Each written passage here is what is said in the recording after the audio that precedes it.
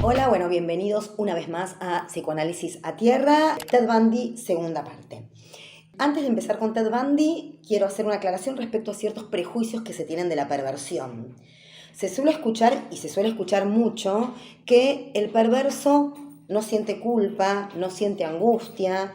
A veces incluso se escucha, el perverso no tiene la capacidad de sentir como sentimos nosotros, los perversos, casi como si fuera una hipoacusia, ¿no? Una sordera, no tiene la capacidad, ¿no? ¿No? Como si fuera una discapacidad.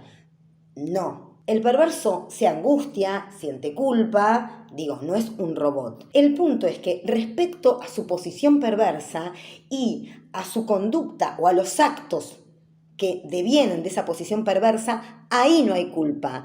Ted Bundy no siente absolutamente ningún tipo de culpa o angustia respecto a las 26 o 36 mujeres que asesinó. Y el perverso, sin ser un asesino, cuando va ahí, porque esto es típico y más del sádico, ahora voy a hablar de esto, a angustiar al otro, a manipularlo como si fuera un objeto, tampoco siente culpa. Eso no es un problema para él. Lo que no significa que se pueda angustiar o sentir culpable por cualquier otra cuestión de la vida.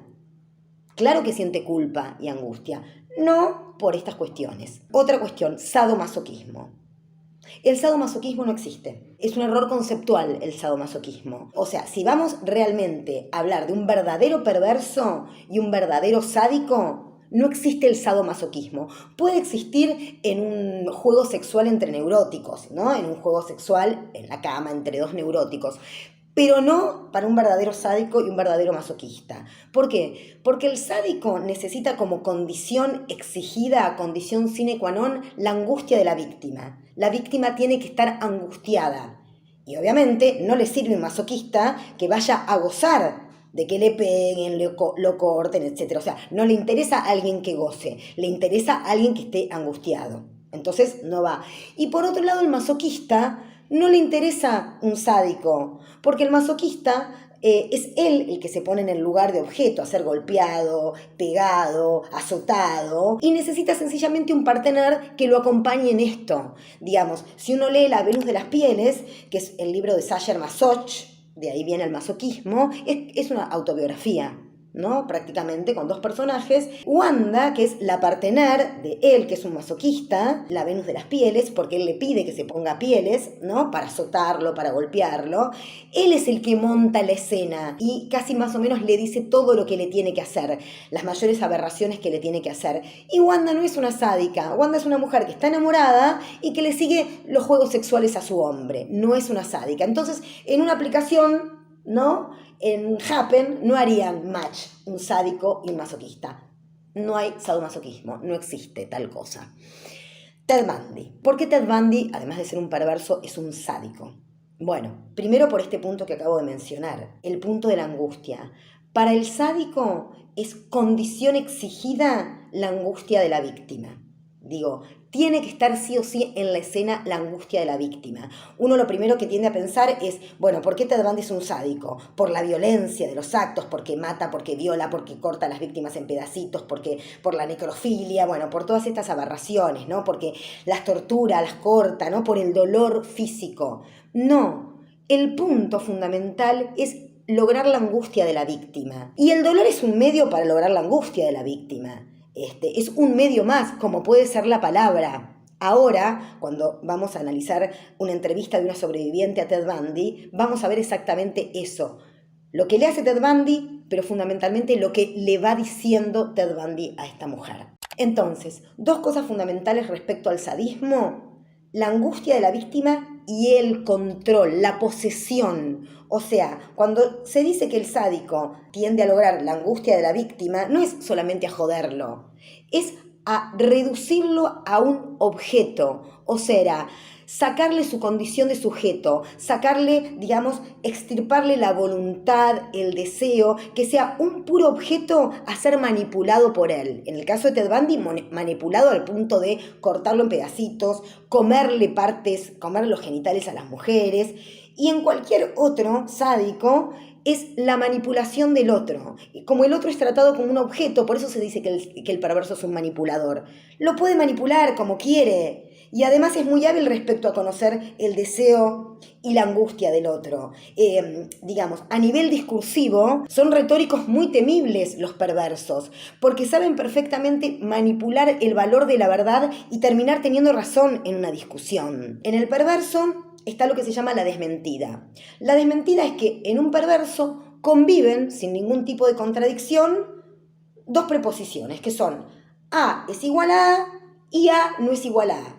Conviven simultáneamente. O sea, para dar un ejemplo tonto, un perverso, no solo un perverso, pero en el perverso está llevado al extremo, te puede decir, mañana paso a las 8 de la mañana a su exmujer, a buscar a nuestro hijo para que vayas tranquila al trabajo. Mañana 8 en punto estoy. Y al otro día el tipo no aparece. Y la mina lo llama y el tipo le dice, yo en ningún momento te dije que iba a estar mañana a las 8. Vos estás loca. Se ve que estás nerviosa con la separación, vos escuchaste más. Yo jamás te dije eso. O sea, paso por tu casa, nunca te dije que pasaba por tu casa. A es igual a A y A no es igual a B. Este vaso es verde, nunca te dije que ese vaso es verde. Y es enloquecedor. Entonces la manipulación viene por este lado. Respecto a la angustia, una anécdota cortita que voy a contar, pero que habla justamente de esto, de lo que hace un perverso. Yo estaba en el primer año de mi residencia, yo hice la residencia en un hospital psiquiátrico monovalente y hacíamos guardias de 24 horas. Las primeras guardias, cuando yo estaba en primer año, las hacías acompañada de una psiquiatra. Nos llaman a las 4 de la mañana de sala de internación de hombres, es muy típico que te llamen a cualquier hora las enfermeras, para decirnos que hay un paciente que está muy ansioso, está con una excitación psicomotriz, que tiene una Gillette, como llega una Gillette a un hospital, bueno. No es bastante raro, llega cualquier cosa, un hospital psiquiátrico, a veces, de drogas, gilets. Bueno, y que andaba amenazando con cortarse él o con cortar a los demás compañeros. Bueno, vamos inmediatamente a la sala. Yo la primera impresión que tengo de este tipo es que no estaba ni con una excitación psicomotriz, no estaba ansioso, el tipo estaba sencillamente amenazando, ¿no? Logramos llevarlo a un consultorio y la psiquiatra le habla, porque a mí lo único que me dice es, yo la primera vez que te veo, vos sos chiquita, debes ser nuevita acá, ¿no? El tipo a partir de ahí se dirigió a la psiquiatra. Yo estaba por debajo, ¿no? Él habla de igual a igual con la psiquiatra, ¿no? Porque, bueno, él está a la altura de un psiquiatra. Entonces hablaba con la psiquiatra. Hablan. Bueno, con muchísima paciencia, digamos, y mucha estrategia, la psiquiatra logra sacar que le dé la Gillette, porque él hablaba y movía la Gillette todo el tiempo, pero hablaba tranquilo, y movía la Gillette ensangrentada en la mano. Bueno, en ningún momento perdió la calma este tipo. Finalmente logra darle la Gillette, me acuerdo que ella tenía un platito, le pone la Gillette, ¿no? Tic, y acepta que le den una medicación para dormir. Cuando estamos saliendo del consultorio, escuchamos la voz de este tipo que dice, doctora, y cuando nos damos vuelta, el tipo, con una voz muy tranquila y una sonrisa encantadora, le dice, doctora, nunca se confíe. Estas nunca vienen sola, siempre vienen en pareja. Hace así y se saca otra Gillette debajo de la lengua, que la tenía con un plástico bien duro, y le da la Gillette. Mi angustia fue de la cabeza a los pies. Me recorrió un frío helado. No nos tocó, no nos hizo nada. Eso es un perverso. Eso es un perverso. Ted Bundy, volvemos. Entonces, angustia y el otro reducido en lugar de objeto. Además de la frase que dije de Ted Bundy, hay otra que es muy clara, hay dos frases de Ted Bundy que son maravillosas, que Ted Bundy dice esto cuando finalmente confiesa. En el asesinato no se trata de lujuria, no se trata de violencia, lo que yo decía respecto al dolor, se trata de posesión. Cuando sientes el último aliento de una mujer y la miras a los ojos, eso es sentirte prácticamente Dios. La persona reducida a un objeto y él en absoluto control haciendo lo que quiere, sintiéndose Dios. Otra frase que dice es, asesinar a una mujer es lo mismo que tener un buen cuadro, una buena pintura, una linda casa o un Porsche. Se trata de objetos, dice Ted Bundy. Lo dice en esta frase, un Porsche, una linda pintura, un Van Gogh, un Porsche, una mina muerta. Objetos. Geniales estas frases de Ted Bundy. Última cosa antes de ir a la entrevista. ¿Por qué la angustia y reducir al otro, digamos, a la posición de objeto. Van de la mano y son equivalentes, o sea, buscar la angustia es reducirlo a este lugar de objeto, ¿no? Y es el objeto, si vamos a Lacan, al que el perverso reduce, ¿no?, a la víctima, es el objeto A en su vertiente de desecho, resto, deyecto, como dice Lacan, que es un objeto a ser expulsado, tirado, ¿no? Residuo, una mierda, una basura. Si uno diría, el objeto en su vertiente de resto está en el sadismo del lado de la víctima y en el masoquismo del lado del masoquista, que él se identifica con ese objeto. Resto, residuo, es el objeto A. ¿Y por qué la angustia? Porque la angustia, como dice Lacan, es la traducción subjetiva del objeto A. Los que no saben tanto psicoanálisis, no se preocupen si no entienden esta parte. Se los doy a los que más o menos saben un poquito más porque es un poco compleja. Pero bueno, uno diría, objeto y angustia son equivalentes. ¿Por qué? Porque la angustia es la traducción subjetiva del objeto A. Les voy a mostrar una entrevista de una sobreviviente, una víctima sobreviviente a Ted Bundy, que es muy interesante lo que ella dice. Bueno, esta chica tiene más o menos unos 19 años, es una universitaria, está saliendo del dentista y está esperando el colectivo para ir al campus universitario donde ella está viviendo. En ese momento se para un auto, Ted Bundy, y le empieza a hablar y le pregunta dónde va y ella le dice que va a tal universidad, entonces ella le dice lo que estudia y él le dice, yo estudio en la misma universidad pero estudio abogacía, empiezan a hablar y ella dice algo muy interesante, esto. Survived an encounter with him, but I might be the only one who can tell you what it was like to be alone in an isolated location with Ted Bundy when he changed from charming and charismatic to a murderous monster. Primero esto, yo, ¿no?, soy testigo de cómo alguien muy agradable puede transformarse en un monstruo. Esto se puede ver en el primer video que yo subí de Ted Bundy. Hay un momento donde hay una rueda de prensa donde a Ted Bundy no lo dejan hablar, habla solamente el fiscal, y Ted Bundy se ríe al comienzo y después se empieza a molestar mucho y uno ve cómo le cambia en décimas de segundos la mirada.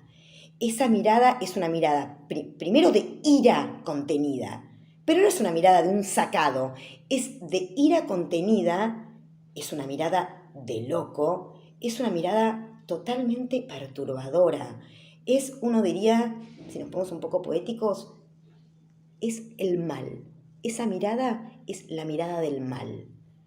Y es lo que esta mujer dice, ¿no? Como alguien agradable puede transformarse en un monstruo. Bueno, ella comienza a hablar con Ted Bundy y ella dice lo siguiente. This was 1974 in Salt Lake City. I knew better than to hitchhike. Everyone knew better than to hitchhike, and this didn't feel like hitchhiking. This felt like a friendly college student helping another college student. It didn't feel scary, and I wasn't alarmed in any way, and it didn't feel wrong. After I got in the car, in just a couple of blocks, he turned a direction that wasn't the normal route to go. And instead of taking me to campus, he drove me up a nearby canyon. Actually, we drove up a couple of canyons, but the first part of the trip was pleasant, and he was polite and nice. And when I asked him why we were not going directly to campus, he reassured me. He said, I hope you don't mind, but I have a really short errand to run up by the zoo. And I didn't mind. I was with a somewhat handsome looking, bright, blue-eyed law student. I thought it was my lucky day. I was making a new friend. La mina dice, estábamos en 1974. Ted Bundy ya estaba asesinando y además había muchos asesinos. O sea, no solamente esta mina sabía lo que seguramente le habían dicho los padres, nunca te subas al auto de un extraño, sino que sabía que existían asesinos seriales. Y ahí está el talento de Ted Bundy de aún así convencerla. Ella dice esto, ¿no? Era tan encantador, tan buen mozo, que yo dije, es mi día de suerte y me sentí tranquila. El tipo la embauca y la logra subir al auto. Vamos de nuevo con la entrevista, porque esto que sigue es mucho más interesante. I'm thinking that he's driving up this canyon to find a place to pull over and park and make out. And I'm not a make out girl. And what I want to do is just go home. My mouth is starting to hurt by now, and I don't want to make out, but I also don't want to have him think I'm a prude or embarrass either of us in either way. And so I just wanted to figure out how to get out of this situation the best way that I could. And before long, he found a isolated picnic area and drove the Volkswagen into that area and parked it back in the trees. And then he turned in his seat so he was almost facing me and leaned in really close.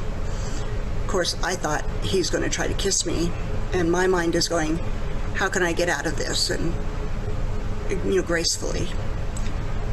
Instead, he very quietly, very softly said, do you know what? I'm going to kill you. Bueno, esto no tiene desperdicio. El tipo se le acerca, dice a ella, ¿no? Y ella piensa que va a besarla. O sea, se le acerca como para besarla, no se le acerca violentamente.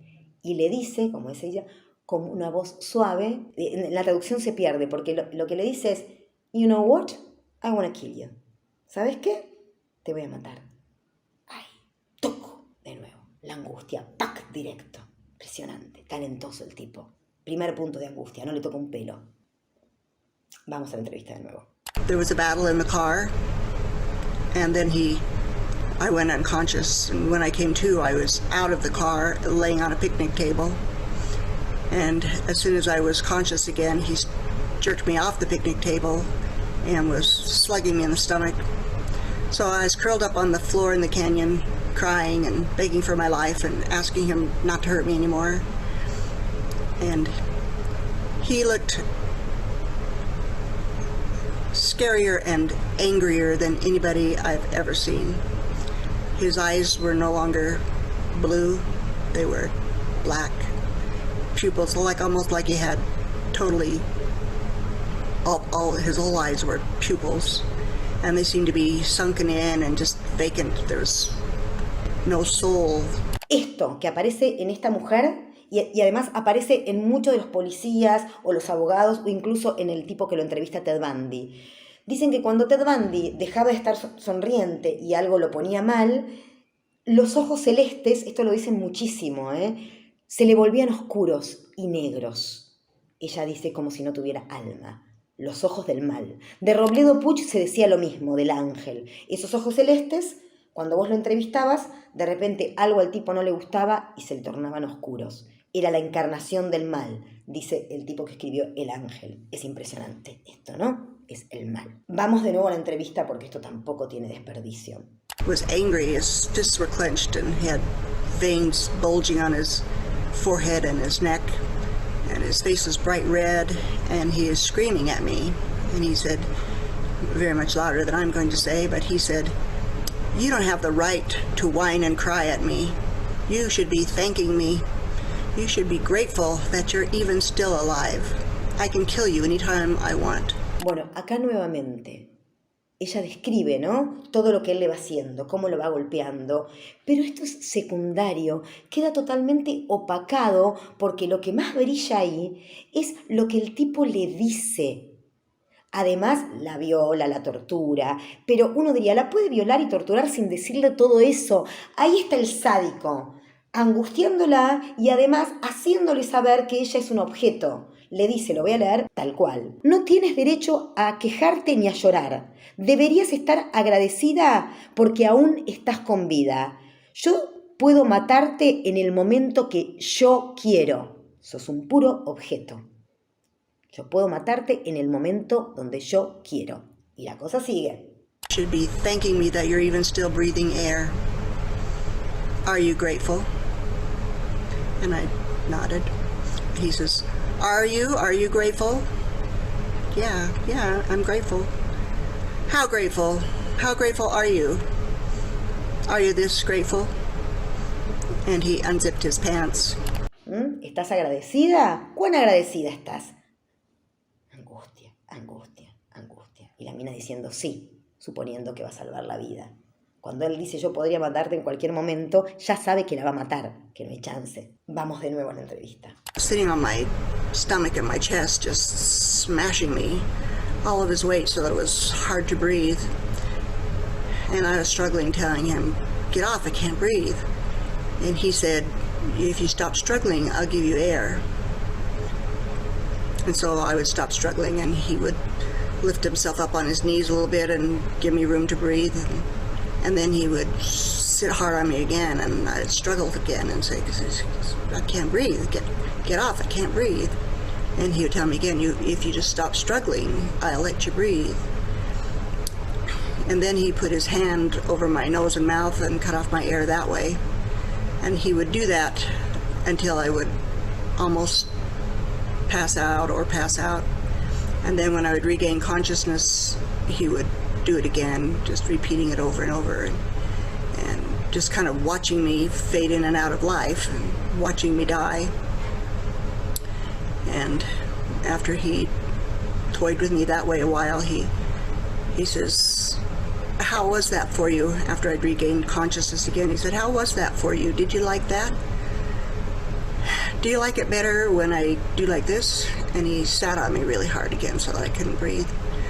"Or do you like it better when I do this?" And he put his hand on my nose and mouth. "Or is it better for you when I do this?" And he put his hands on my throat and choked me unconscious again.